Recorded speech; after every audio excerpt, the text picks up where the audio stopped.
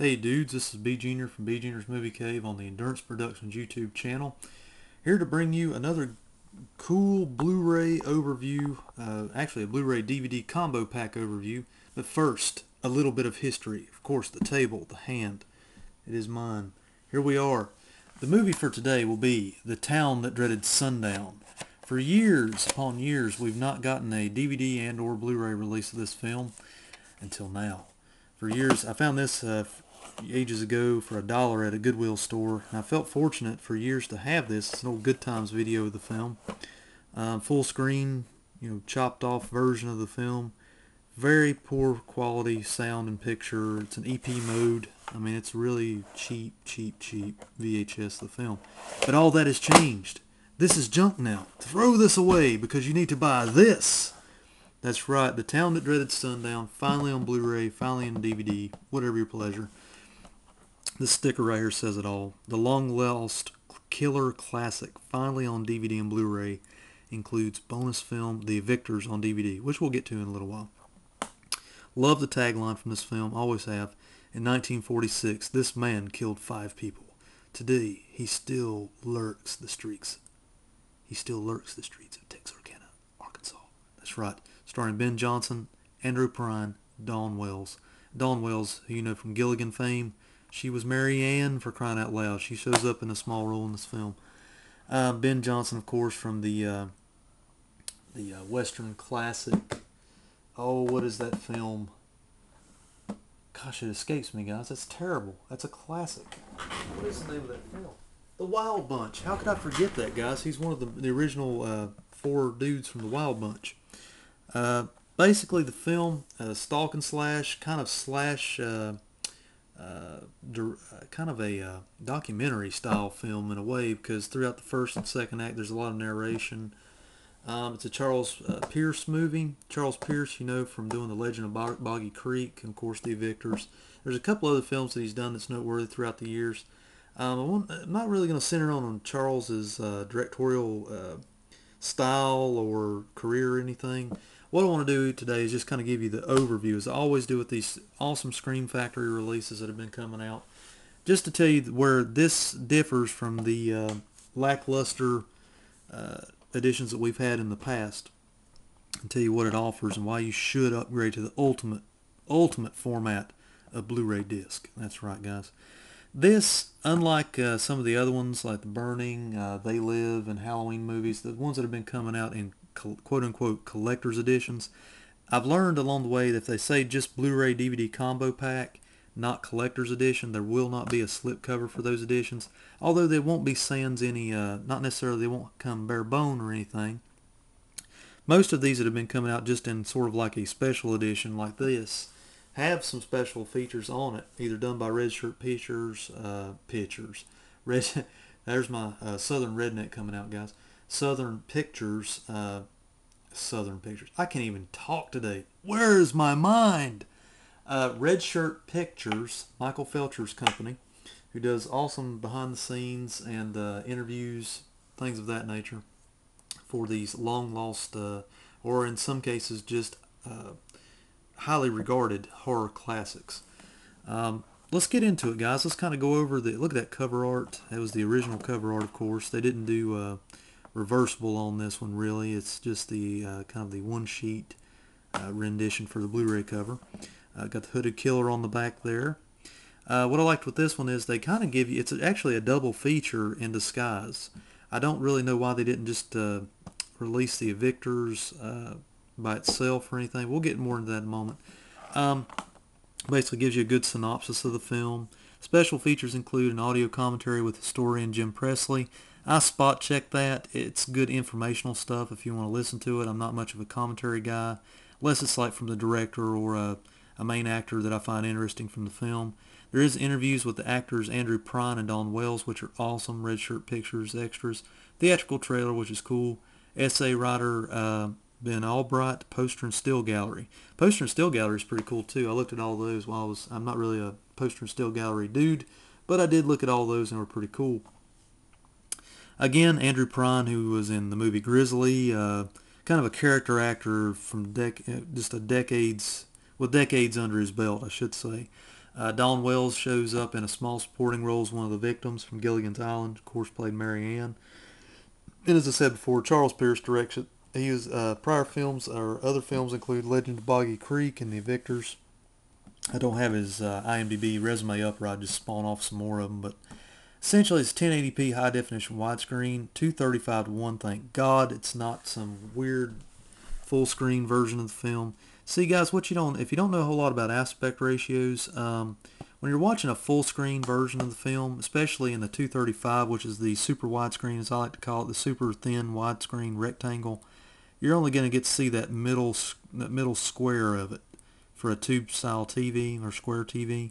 So you're actually losing 2/3 of the film over here on the sides. This is the first time ever I've gotten to view this film in anamorphic widescreen, the true aspect ratio of the film. And I gotta say, it was a total eye-opener. There was a lot more going on these two sides of the screen that really kind of fleshed out the experience for me, I guess I could say. The full screen version was, I think, a pan and scan, and it really took you out of the movie. Now that I've watched this one, I noticed a lot that I didn't notice before. Like there's sometimes when the killer's kind of over here on this side or this side, and you were just missing some action basically in the film. Not a whole lot story-wise, but you were missing a lot of the action, I thought. Basically, the story centers around some true life murders that happened around Texarkana during that time frame post World War II.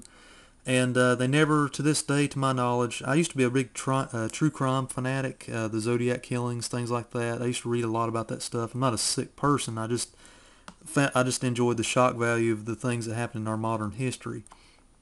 And this is one of the ones I read up on a lot throughout the years. And it's just amazing how, with technology today, somebody couldn't easily get away with these things like they did back then. Not to the degree that these things happened. And that in turn kind of leads us into, basically the story itself is just about the guy, the hooded killer, post World War II, terrorizes the neighborhoods of this small town. I think the population was around 40,000 people, so it's not a humongous city. Even today, by today's standards, it's kind of a small town. Basically terrorizes the town. People are afraid to go out after sundown, and it's kind of narrated throughout the first and second acts, and they kind of Hollywooded up throughout, especially through the third act of the film, because from what I understood from the interviews with actor Andrew Prine, they didn't really have an ending to the film. They had to jazz it up, and I think he mentioned that he worked hand in hand with the director Charles Pierce to just kind of write an ending on the site or during the filming of the movie. So it's one of those deals where you're going to be able to tell right away the parts that are Hollywood. You know, they put some humor in there and some comic relief, and there's even a couple of kills in there, the trombone kill and some things like that are just left to speculation, because not all of the victims, 5 died, yes, but there were more victims of his crimes that actually lived, much like the Zodiac killings of the late 60s in San Francisco area.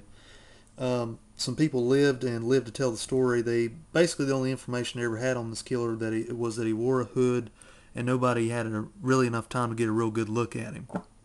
You know, they just kind of had to go with their gut and just jazz it up and make a hooded killer movie. What's interesting is this movie was released in 1976, you know, prior to Halloween, prior to Friday the 13th, prior to all those movies. Now, it doesn't have quite the same vibe and atmosphere as those.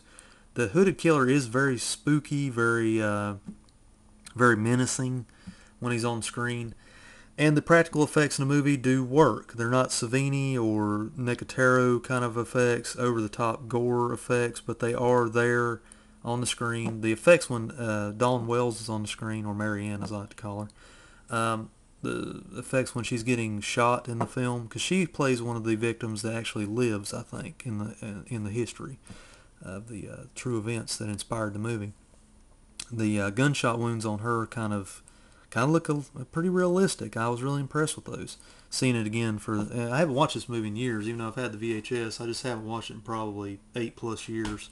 I just haven't wanted to, because something about nowadays that I've been accustomed to a widescreen or a Blu-ray release, or even a DVD release for that. I have to see things in widescreen anymore. It's like a pet peeve. I have to see everything that's going on, unless there's no other version out there. You know, like the Mutilator and movies like that just never saw the light of day on DVD in a widescreen format.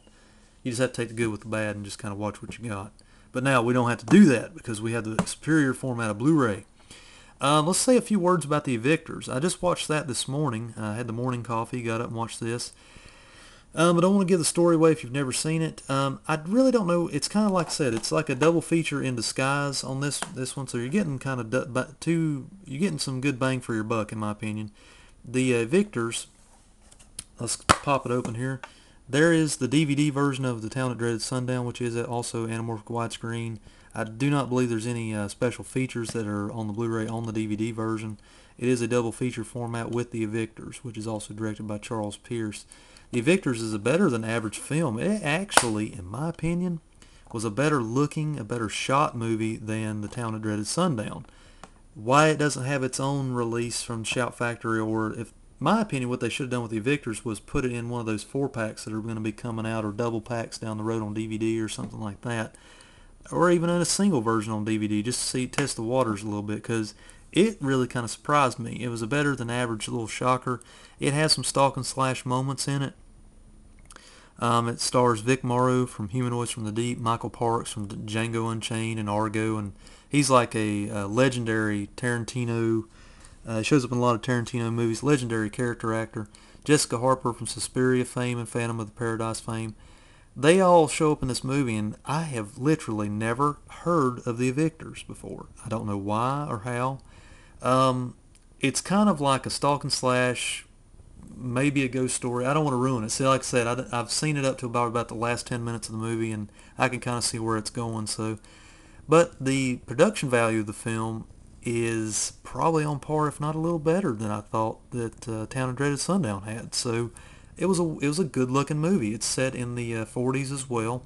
I don't know what the deal was with Charles Pierce. He had a vision of making films that were either in the 40s or based on true inspired events, or had the documentarian style films. I don't know. I don't know a whole lot about Charles Pierce. I think he's passed on now, if I'm not mistaken. But a lot of people that they're interviewed in this in various interviews I could find on YouTube and this Blu-ray release spoke highly of Charles Pierce. So maybe I'll have to find out some more of his films. See if there's any, I haven't seen Legend Boggy Creek since I was a kid, so I'll have to check that out again maybe. But anyway, I would say top notch, guys. There's the Blu-ray itself. Got the Hooded Killer on the Blu-ray. I think it's pretty cool. I'm just so glad to see little films like this finally get their day in court or their release.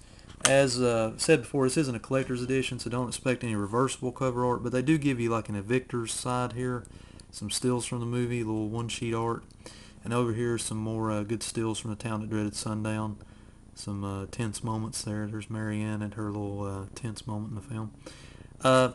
There again, guys, don't want to overanalyze it. It's just a good little stalk and slash movie based on true life events from the late 70s or mid 70s when it came out. It's been lost in the shuffle over years due to rights or whatever. I'm not real sure. It was released, I think, twice on VHS, a Warner Home Video, and the Good Times one I showed you a little while ago. Thankfully, now you can throw all those away. I don't think it ever had a Laserdisc version, but all those are crap in comparison. I don't care what people say. Hats off to you if you collect VHS. Hey, not dogging you for if you collect VHS. That's cool because I collect a lot of stuff too. But for a good viewing version, you need to get this one, guys, because picture quality on this one, this movie was cleaned up great. I got to say, on a 4-star scale, I'm going to give it a solid 3.0 in picture quality and also a 3.0 in sound quality out of 4. Because it looks great. It's not demo quality. It's not Jaws totally revamped version, spot check version. This is just a really good, clean viewing copy of the film that you're going to want to. This is the version you want to own of this film until another one comes out, but this is the greatest one to get. The Evictors, it's a DVD quality, but as far as DVDs go, it's a good watching version of the film. No special features on that one, on that double feature disc. So this has been your overview of the Scream Factory release of The Town That Dreaded Sundown. Hope you guys have enjoyed. Leave your comments, questions below. I'll try to comment as much as possible.